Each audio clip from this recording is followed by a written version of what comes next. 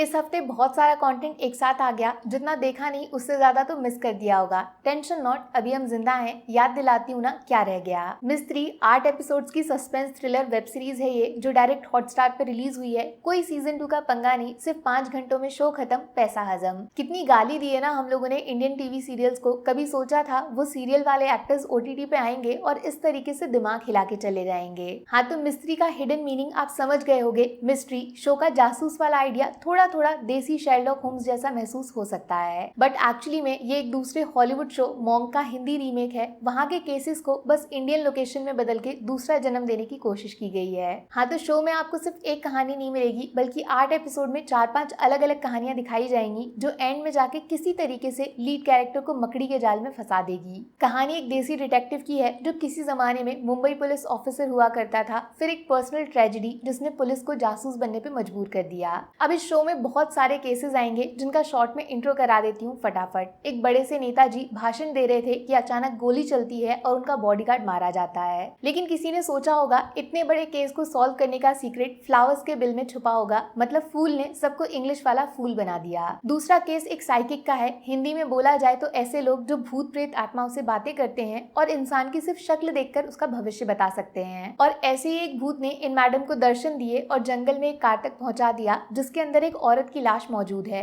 Accident या फिर सोचा समझा मर्डर। तीसरा केस काफी इंटरेस्टिंग है, क्योंकि इस बार खुद पुलिस पे केस चल रहा है, वो भी किसी को जान से मारने का। अगर सबूत मिले तो ये पुलिस वाला लाइफ टाइम उम्र कैद अंदर जाएगा। लेकिन मिस्ट्री की मिस्ट्री पूरी तरह उलझ जाती है जब इस केस में एक सांप गवाह बन जाता है और मरने वाले इंसान की लाश का एक छुपा हुआ राज खोल देता है। और चौथा केस तो भाई एकदम नेक्स्ट लेवल। एक शार्क टैंक जैसे शो का अरबपति खरबपति जज एक मामूली से बिल्डर को लूटने की कोशिश करता है और उसकी गर्लफ्रेंड के गले पे चाकू रख देता है। आप खुद सोचो यार, 1000-10,000 करोड़ वाला आदमी चोर के कपड़ों में रात के अंधेरे में चोरी करने सड़क पे क्यों जाएगा? जवाब मिलेगा ना, क्योंकि सब कुछ लाइव एक हवलदार ने देखा था। एक केस ऐसा जिसको सॉल्व करना ऑलमोस्ट इम्पॉसिबल है, क्योंकि मर्डर करने वाले इंसान को देखने वाला इंसान एक्चुअली में कुछ देख ही नहीं सकता, वो अंधा है। हाँ जी, एक ऐसा आई विटनेस जो काफी सालों पहले अपनी आंखें खो चुकी है, लेकिन कत्ल का इल्जाम जिस पे है वो एक बहुत बड़ा सिंगर है, सेलिब्रिटी किलर। वाओ। लेकिन ऐसा भी नहीं है कि अपना देसी शेरलॉक एकदम परफेक्ट है, क्योंकि लाइफ का एक केस ऐसा है जो ये आज तक सॉल्व नहीं कर पाया। वो है खुद अपनी बीवी की मौत का, बॉम्ब ब्लास्ट और पत्नी खत्म। अब ईमानदारी से बताती हूँ बॉस, सुनने में ये सब कुछ जितना इंटरेस्टिंग लग रहा है, शो में उसका रिजल्ट शायद उतना इंटरेस्टिंग नहीं लगेगा।